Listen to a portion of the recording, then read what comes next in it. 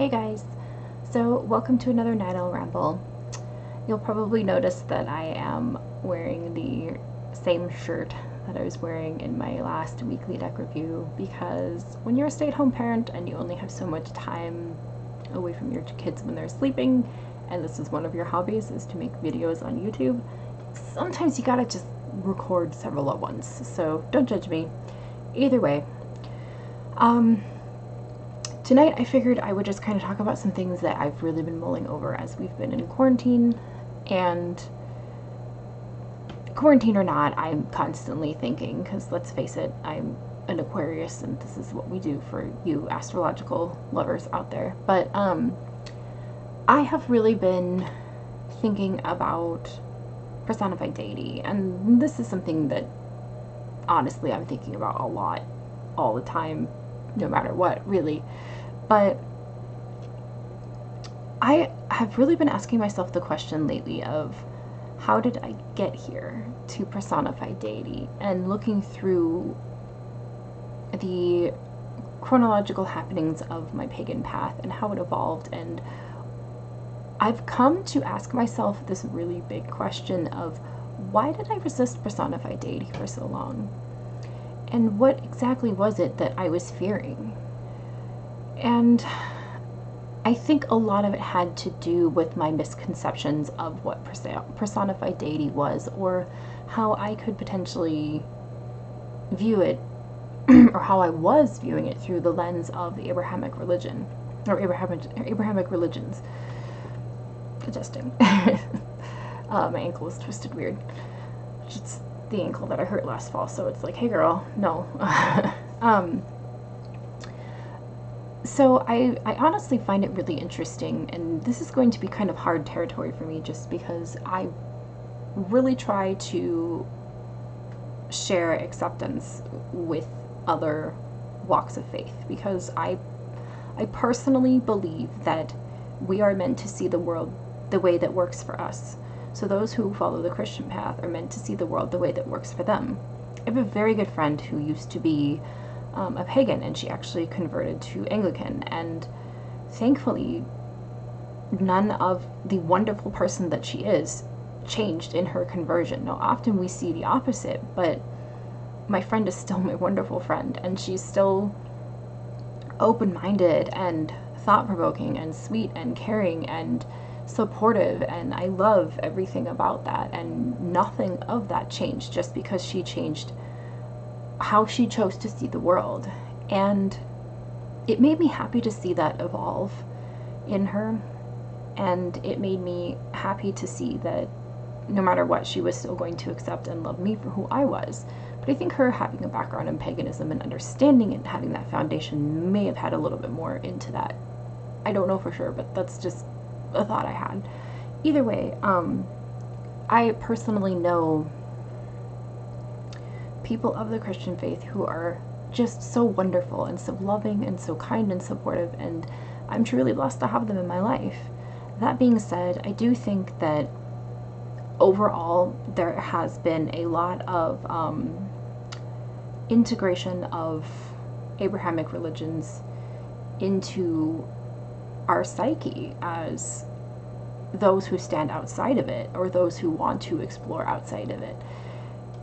And I mean, this can even be simply as put as using the phrase, oh my god, or how us as Americans here in this country, our country was formed on Puritans. So, you know, it just, our country, it has a very heavy presence of Christianity. And I think that although that is evolving, it's always going to be that way to a rather large extent. Which I still want to say that there is nothing wrong with that.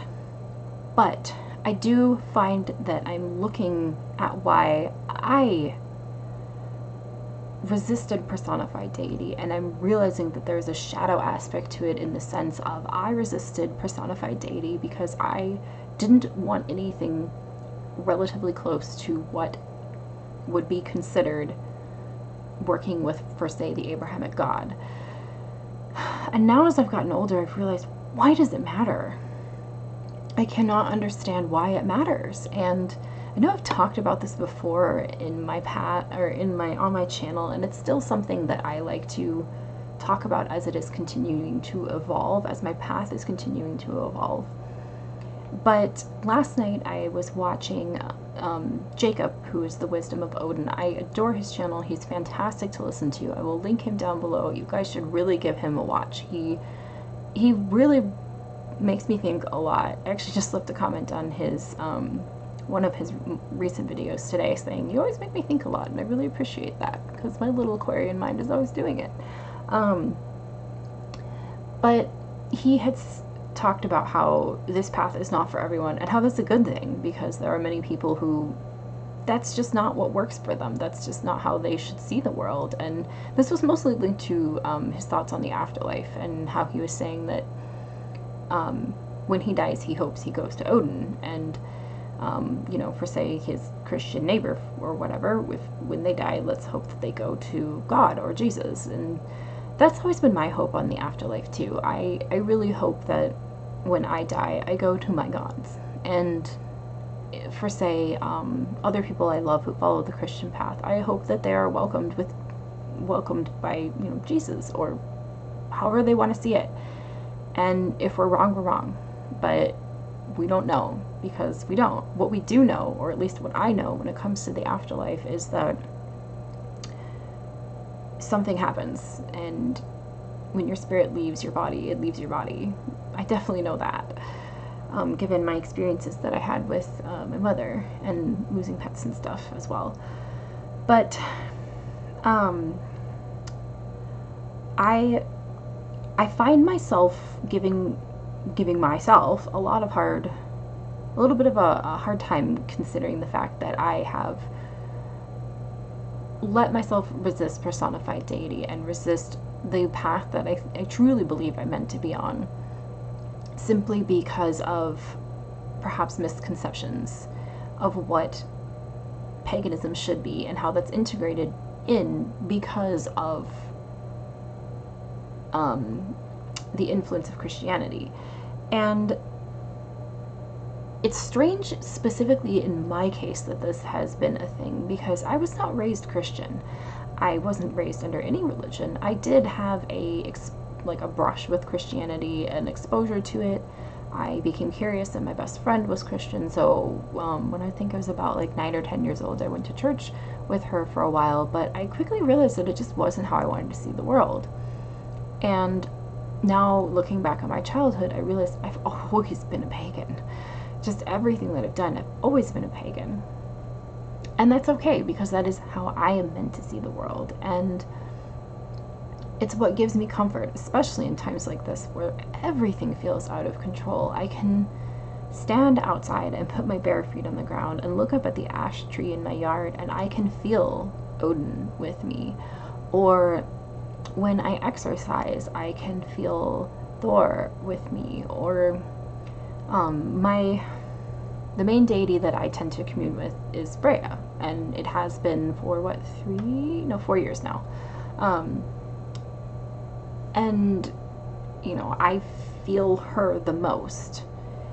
And the other thing that Jacob had mentioned in his video that kind of inspired all of these thoughts that I have is that he was talking about how the gods choose us.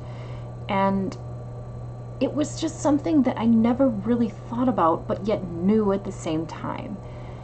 And I think part of it is because I sat there and told myself, well, why would they choose me? And is that really presumptuous to think that they would choose me? Am I being egotistical to think that they would choose me? But I think that the gods choose those who they know will carry out their purpose and their will, because those people represent an aspect of them. For instance, when Freya came into my life, it was because I needed to love myself more, and I needed to invoke that warrior in me, and that seer, and trust my intuition, and everything that she represents as a goddess. And I find her very empowering to work with, but yet extremely loving. And I have recently, over the last few months, started to work with Frigga as well. And this was through an encouragement from a very good friend of mine, because Frigga is a mother goddess, and I am a mother. And I am a mother without a mother. So I found a lot of healing in going to the All Mother and going to speak with her and to have her comfort and to have her tell me that I am doing the best that I can as a mother, and that I will guide my sons to be good men. And you know, I look at these experiences with deity, and although part of me still sees it as the same as a Christian praying to God to whatever it is that they may need, I also see it as something different too, because they're not one and the same, and that's okay. They don't have to be one and the same. And to me, that is comforting, because I feel that there is, this path is mine and that one is yours, and here we are, but let's all walk together, because we're all children of the same universe, which is a bumper sticker I saw today, which is really synchronistic.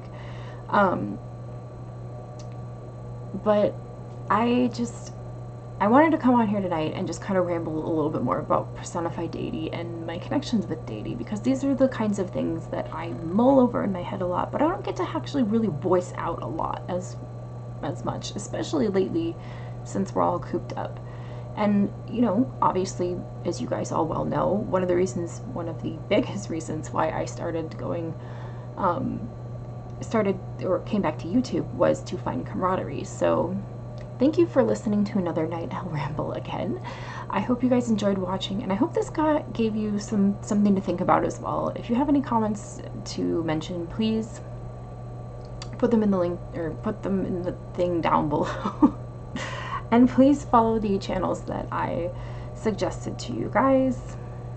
With that being said, I'm going to stop rambling now. As always, blessed be.